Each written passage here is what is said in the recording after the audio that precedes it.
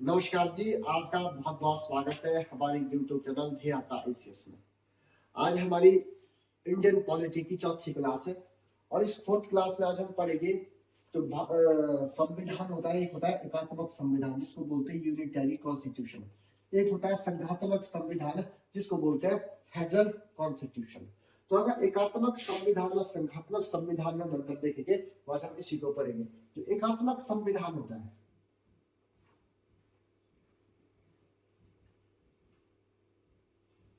जो एकात्मक संविधान होता है, एकात्मक संविधान का मतलब है एक ही सरकार का होना, यानी कि एक ही सरकार। एकात्मक संविधान का मतलब है कि वहां पे क्या होगा, वह एक ही संविधान पाया जाएगा।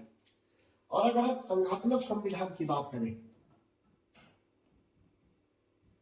संघात्मक संविधान की, संघात्मक संविधान का मतलब है कि यहाँ पे कैसी सरकार होगी, संघात्मक सरकार होगी, यानी कि सरकार के कितने होंगे, कई रूप हो सकते हैं। तो ये संघात्मक संविधान, यहाँ पे क्या है, यहाँ पे होगी संघात्मक सरकार, यानी कि यहाँ सरकार के क्या हो सकते हैं, सरकार के कई रूप हो सकते हैं।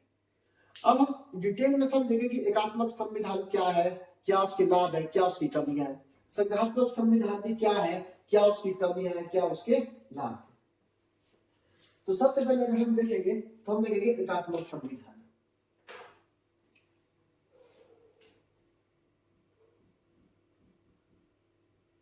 एकात्मक संविधान, तो एकात्मक संविधान का मतलब क्या है कि वहां पे क्या होगा, एक ही सरकार होगी और सभी शक्तियां एक ही सरकार के पास होगी, यानी कि एक राज्य, एक सरकार एवं सभी शक्तियां एक ही सरकार के पास होगी, एक ही सरकार के पास होगी। सभी शक्तियां क्या होगी, एक ही सरकार के पास होगी। उसको क्या बोलेंगे, एक ही सरकार बोलेंगे, यानी कि एकात्मक सरकार बोलेंगे। और वो एकात्मक सरकार कहाँ होगी, जहां पे एकात्मक संविधान होगा। जो नीति निर्माण है, दूसरी बात क्या आएगी इसमें एकात्मक संविधान में, जो नीति निर्माण है, नीति निर्माण एवं नीति का क्रियान्वयन, नीति निर्माण और नीति का क्रियान्वयन जो होगा वो कौन करेगा, वो एक ही सरकार के पास होगा। यानी कि नीति निर्माण होगा और नीति का क्रियान्वयन होगा, वो कौन करेगा, एक ही सरकार करेगी। कहां पे, एकात्मक संविधान जहां पे होगा वहां पे एक ही सरकार होगी, तो नीति निर्माण भी वही करेगी, उसका क्रियान्वयन भी वही करेगी, यानी कि एक ही सरकार क्या करेगी, क्रियान्वयन करेगी। इतनी सी बात आ गई। और केंद्र और राज्य के मध्य ऐसी जगह पे क्या होगा कि केंद्र एवं राज्य के मध्य, केंद्र एवं राज्य के मध्य क्या नहीं होगा, शक्ति का बंटवारा नहीं होगा। क्या नहीं होगा, तो शक्तियों का बंटवारा नहीं होगा। जब एक ही सरकार ने कार्य करना है तो इनके बीच शक्तियों का बंटवारा बिल्कुल भी नहीं होगा, कोई भी इसमें शक्तियों का बंटवारा नहीं होगा।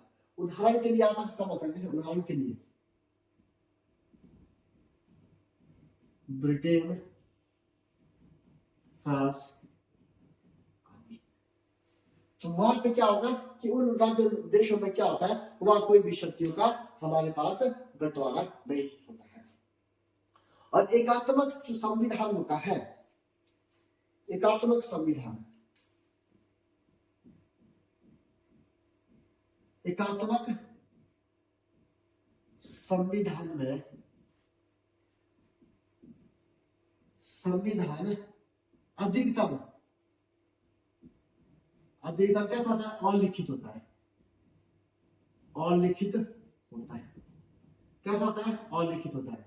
और जरूरी नहीं है कि जहाँ पे एकात्मक संविधान होगा वहां पे संविधान और लिखित ही होगा, हो सकता है वहां पे लिखित भी हो, लेकिन ज्यादातर चांसेस क्या रहते हैं कि वहां पे कैसा संविधान होगा, अनराइटिंग कॉन्स्टिट्यूशन होगा, यानी कि अलिखित संविधान होगा। इतनी सी बात क्लियर। अगर एकात्मक संविधान की हम विशेषताओं की बात करें तो ये विशेषताओं में क्या क्या लिखेंगे हम, अब इस बात पे हम विचार करते हैं।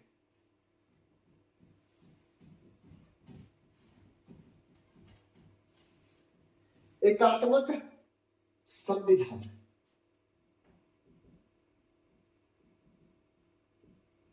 की विशेषता क्या है?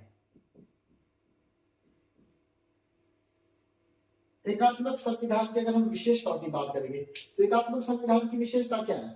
सबसे पहली बात है कि यहाँ पे जो निर्णय होंगे, डिसीजन होंगे, वो तेज होंगे, क्योंकि जब किसी और को पूछना ही नहीं, यहाँ पे केवल एक ही व्यक्ति या एक ही सरकार डिसीजन लेने वाली, निर्णय लेने वाली है, तो निर्णय कैसे होंगे? तीव्र होंगे। तो निर्णय कैसे होंगे? तीव्र गति से होंगे, यानी कि जो डिसीजन है वो बहुत जल्दी हो जाएगी।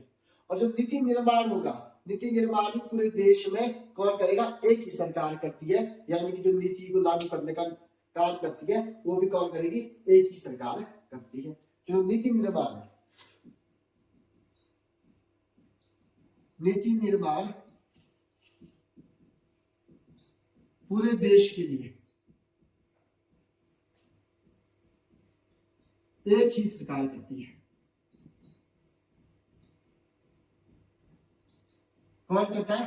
नीति निर्माण पूरे देश के लिए एक ही सरकार काम करती है। तीसरी बात क्या होता है? ये कैसी होती है? कम खर्चीली होती है। यह सरकार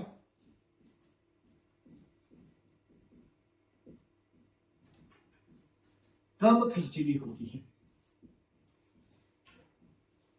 यह सरकार कैसी होती है? यह सरकार कम खर्चीली होती है, क्योंकि जब सरकार का रूप एक ही है, सरकार का स्वरूप एक ही है, तो ये कैसी होगी? ये कम खर्चीली होती है। दूसरी बात क्या होगा इसमें?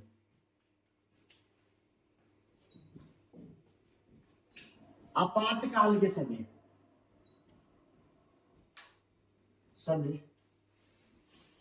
निर्णय कैसा होगा? निर्णय तीव्र होगा। जो आपातकाल का जब समय होगा, जब देश में इमरजेंसी लगती है, तो आपको किसी और सरकार को पूछना नहीं है, आप अकेली सरकार हो, तो अकेली सरकार हो तो आपको क्या होगा? इमरजेंसी के समय में जो आप निर्णय लेंगे वो भी कैसे करेंगे? आप तीव्र करेंगे। और जो केंद्र और राज्य के मध्य विवाद है,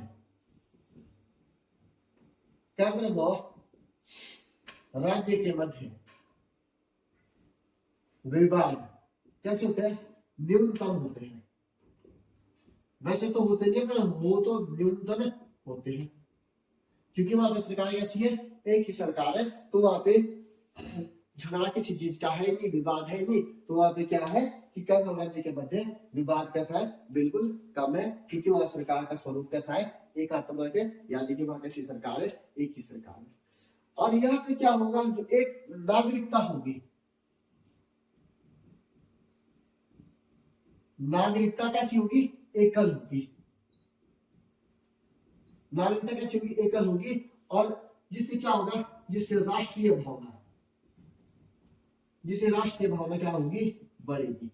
जब नागरिकता एक ही देश की पाई जाती है, यानी कि आपके पास राज्य की कोई नागरिकता नहीं है, केवल और केवल आपके पास एक ही देश की नागरिकता है, तो इससे क्या होगा कि आपको राष्ट्र भावना इससे बढ़ेगी। लेकिन जो युवा सारी मैंने आपको विशेषता बताई, ये कैसे देशों के लिए विशेषता है? ये आप ध्यान देना, जो क्षेत्रफल में, क्षेत्रफल वो जनसंख्या में छोटे देश है, जो क्षेत्रफल और जनसंख्या में छोटे देश है, ऐसे देशों के लिए क्या है? एकात्मक संविधान, एकात्मक संविधान ऐसे देशों में सफल है।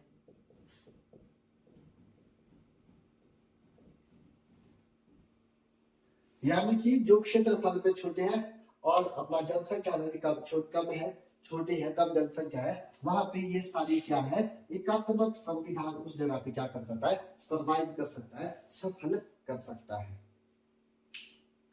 अगर इसकी कमियों की हम चर्चा करेंगे कि एकात्मक संविधान की तो मैंने विशेषता बताई, अगर कमियां देखेंगे तो कमियां क्या क्या है इसकी,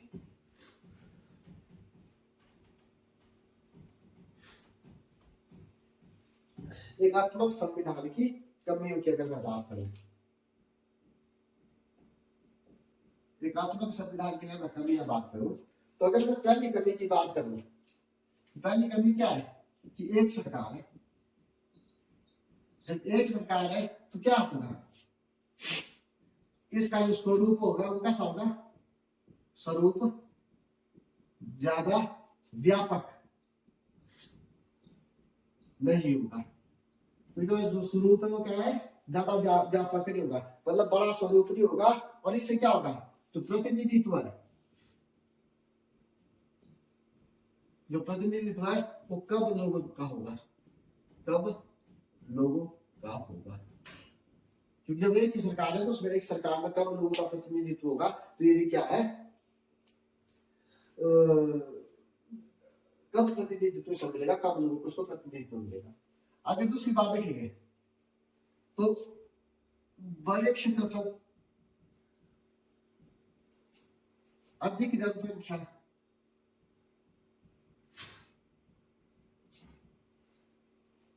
वाले विविधता विविधता भरे देशों में, विविधता भरे देशों में यह सफल नहीं होता। क्या ये सफल नहीं होता। और तीसरी बात क्या है कि इसमें तीसरी बात और है, ये निरंकुशता, जिसको बोलते हैं डिक्टेटरशिप, निरंकुशता होने की क्या है, अधिक संभावना है।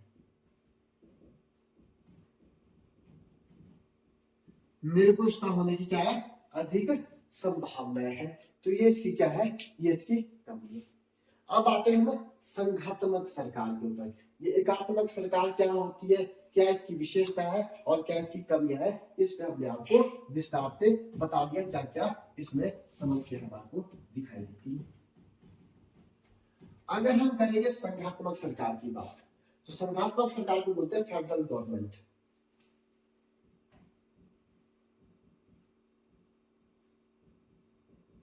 संघात्मक संविधान,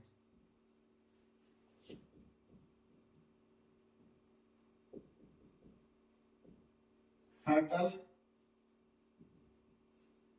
कॉन्स्टिट्यूशन। अगर हम फेडरल कॉन्स्टिट्यूशन की बात करें तो इसमें देखेंगे हम, जिस देश में संघात्मक संविधान होगा वहां पे कैसी होगी, सरकार भी कैसी होगी, वहां पे सरकार भी कैसी होगी, संघात्मक सरकार होगी। तो पहले पॉइंट लिखेंगे आप, संघात्मक संविधान वाले देशों में क्या होगा,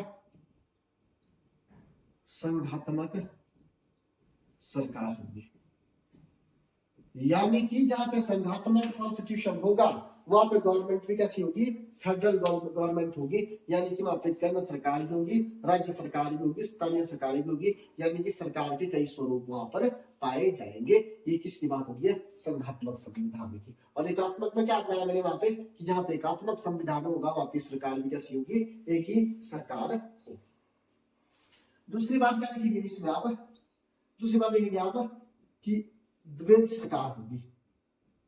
यानी कि जो गवर्नमेंट होगी द्वैध सरकार होगी। यानी कि यहाँ पे केंद्र सरकार भी है और यहाँ पे कैसी है, यहाँ पे राज्य सरकारें भी है। यहाँ पे केंद्र सरकारें भी होगी और यहाँ पे कैसी सरकारें पाई जाएगी, राज्य सरकारें भी पाई जाएगी। और इन दोनों सरकारों में तीसरी बात में, इन दोनों सरकारों में सह अस्तित्व का संबंध होगा।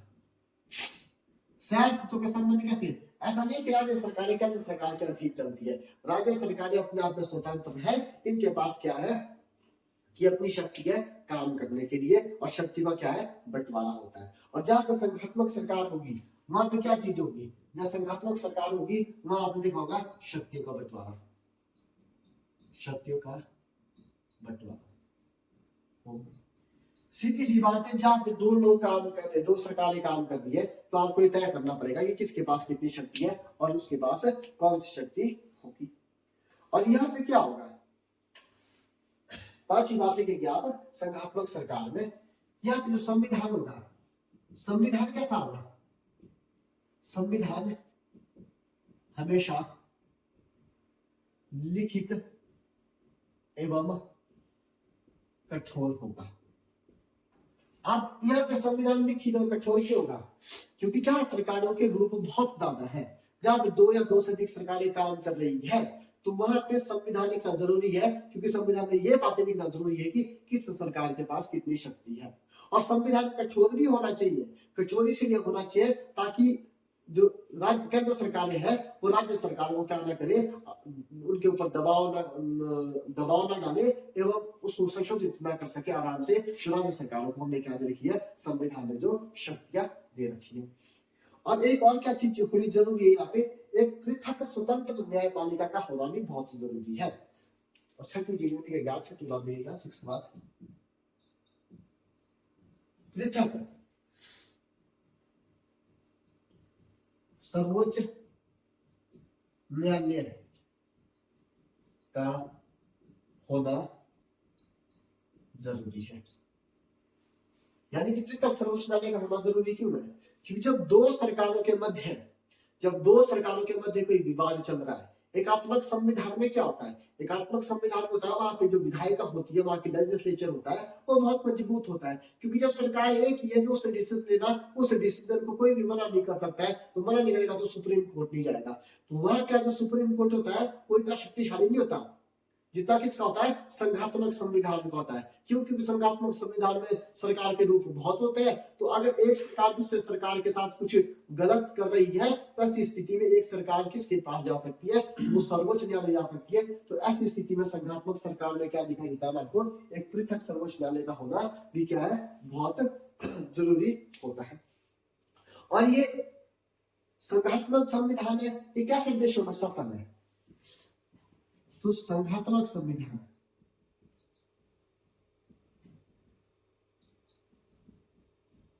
बड़े क्षेत्रफल वो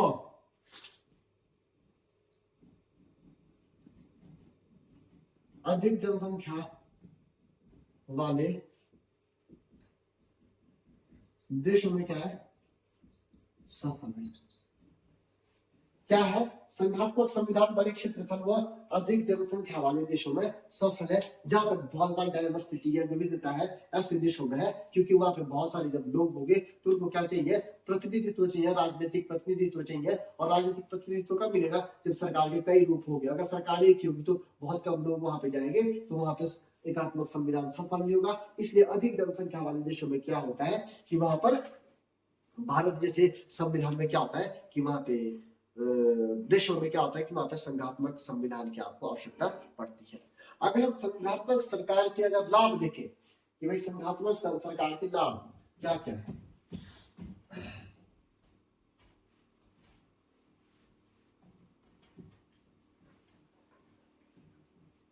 संघात्मक संविधान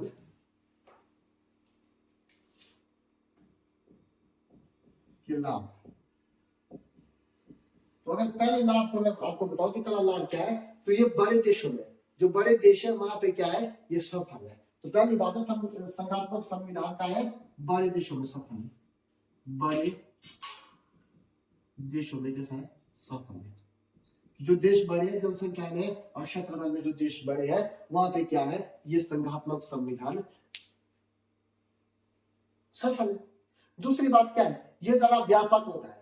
ये कैसा होता है, व्यापक होता है, यह अधिक व्यापक होता है। अधिक व्यापक क्यों होता है, क्योंकि सरकार के बहुत सारे रूप होता है, तो इससे क्या होता है कि अधिक लोगों को अधिक लोगों को क्या मिलता है? प्रतिनिधित्व मिलता है। अधिक लोगों को क्या मिलता है? प्रतिनिधित्व मिलता है। तो इसका जो स्वरूप होता है वो कैसा होता है? अधिक व्यापक होता है। तीसरी क्या बात होती है? जब अधिक लोगों को प्रतिनिधित्व मिलेगा तो इससे क्या होगा? जो क्षेत्रीय आकांक्षाएं हैं, जो लोगों की जो रीजनल, हमारी जो एम्बिशियस जो लोग होते हैं, जो क्षेत्रीय लोग होते हैं, उनकी जो महत्वाकांक्षाएं होती है वो कैसी होती है? पूरी होती है। तो क्षेत्रीय आकांक्षाएं,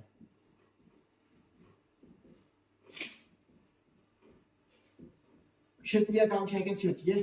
पूरी होती है। क्षेत्रीय आकांक्षाएं कैसी होती है? ये इसमें पूरी हो जाती है। और क्षेत्रीय जो सरकारें होती है उनके अनुसार क्या बनती है? नीतियां बनती है। तो क्षेत्रीय आकांक्षा जब पूरी होगी तो क्या होगा? तो जो क्षेत्रीय सरकारों के अनुसार भी क्या होगा? अनुसार भी देश के लिए क्या होगा? कि देश के लिए भी क्या होगा? नीतियां बनेगी। के अनुसार भी देश के लिए क्या बनेगी? नीतियां बनेगी। नीतियां बनेगी। क्षेत्रीय सरकारों का क्या होगा? उनका प्रतिनिधित्व होगा, तो उनके लिए क्या होगी? उनके लिए नीतियां होगी। और दूसरी बात क्या होगी? इसमें जो राज्य सरकारें होती है, जो केंद्र सरकारें होती है, जो राज्य सरकारें होगी, राज्य वो केंद्र सरकारें सरकारें कार्य करेगी तो एक सरकार का निरंकुश होना बहुत कठिन है, बहुत कठिन है। जब दो सरकारें काम कर रही होगी तो कोई भी एक सरकार क्या नहीं हो सकती? निरंकुश नहीं हो सकती। अब अंतिम बात पे आते हैं कि भाई यह हमने संघात्मक संविधान देख लिया, इसके लाभ देख लिए, तो इसकी कमियां भी तो कुछ होगी। संघात्मक संविधान की भी कुछ कमियां पाई जाती होगी। संघात्मक संविधान की क्या है? कमियां।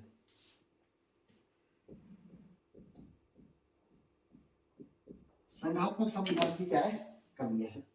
अगर इसमें कमी देखेगी तो इसमें क्या कमी है? पहले तो जब सरकारों के ग्रुप बहुत सारे होंगे तो निर्णय, जो डिसीजन होंगे, निर्णय लेने में क्या होगी?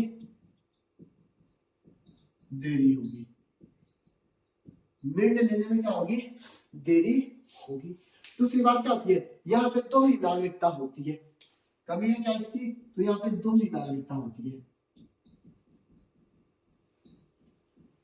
दोहरी नागरिकता होती है, यानी कि यहाँ पे दो नागरिकता होती है। हालांकि भारत को आपने इसके पक्ष में नहीं जोड़ना है। भारत में कैसा संविधान है? क्वासी फेडरल कॉन्स्टिट्यूशन है, यानी कि अर्ध संघात्मक है। मैं भारत के बारे में समझाऊंगा। अभी मैं सिर्फ इतनी सी बात कर रहा हूँ, संघात्मक संविधान में क्या है? तो दोहरी नागरिकता होती है। तो एकता का क्या होता है? यहाँ पे एकता का अभाव दिखाई देता है, क्योंकि लोगों को लगता है कि हम उस राज्य के हैं और उस राज्य के हमारे पास नागरिकता, तो हम उसी राज्य के हैं। तो देश के प्रति जो हमारी एकता वाली भावना है उसमें क्या होती है? हमारे को कमी दिखाई देती है। तो आपातकाल से निपटने के लिए भी हमारे को क्या लगता है? देरी लगती है। आपातकाल से निपटने में देरी क्यों लगेगी? जब सरकार के कई रूप हो गए तो सरकार अपने अपने हिसाब से डिसीजन लेगी। तो इसलिए आपातकाल जब इमरजेंसी होती है तो उसमें भी क्या होती है? हमारे को देरी दिखाई देती है। केंद्र राज्य के मध्य विवाद बहुत अधिक होता है। केंद्र राज्य में क्या होगा? विवाद अधिक होगा। ये भी कभी संघात्मक संविधान की, जहां पे दो सरकारें काम करेगी तो ये निश्चित सी बात है कि वहां पे आपस में उनके बीच विवाद भी हमारे को दिखाई देगा। और यहाँ पे क्या होगा? यहाँ पर न्यायपालिका अधिक मजबूत होगी। देखो पहली बात की, दूसरी बात में भी उसका उत्तर है। वो कैसे? जब केंद्र राज्य में देखिए विवाद होगा तो वहां पे कौन शक्तिशाली होगा? तो वहां पे न्यायपालिका शक्तिशाली होगी। लेकिन जहां पे एकात्मक संविधान होगा वहां पे क्या होगा? वहां पे एक ही सरकार है, एकात्मक संविधान है तो एक ही सरकार है, एक ही सरकार है जो डिसीजन ले, तो वहां पे कौन मजबूत होगा? विधायिका। तो न्यायपालिका वहां मजबूत नहीं होगी। लेकिन संघात्मक संविधान में क्या होगा? क्योंकि वहां पे सरकार के रूप बहुत है तो उनके बीच आपस में विवाद हो सकता है। उस विवाद निपटाने के लिए हमारे को इंडिपेंडेंट बॉडी चाहिए और वो क्या है? न्यायपालिका है। तो यहाँ पे क्या होगा? यहाँ पर मजबूत न्यायपालिका होगी। यहाँ पे क्या होगा, एक मजबूत न्यायपालिका यहाँ पर पाई जाएगी। पूरे देश में एक समान नीति व एक समान कानून नहीं बनाए जाएंगे। तो पूरे देश के लिए क्या होगा, जब सरकारी राज्य भी होगी, क्षेत्रीय सरकारें भी होगी, स्थानीय सरकारें भी होगी, तो क्या होगा कि एक समान कानून और एक समान नीतियां नहीं बनेगी पूरे देश के लिए। लेकिन एकात्मक में क्या बनाया था मैंने कि पूरे देश के लिए एक ही समान नीति बनती है। तो क्या है, पूरे देश के लिए एक समान कानून व नीतियां नहीं होगी। एक समान कानून हो क्या, नीतियां नहीं होगी, क्योंकि वहां पे कैसा संविधान है, वहां पे संघात्मक संविधान है। कभी कभी नीति और कानून को क्या होता है, दोहराया भी जाता है। ठीक है, कभी कभी क्या होता है, कभी कभी कानून को नीतियों को दोहराया जाता है।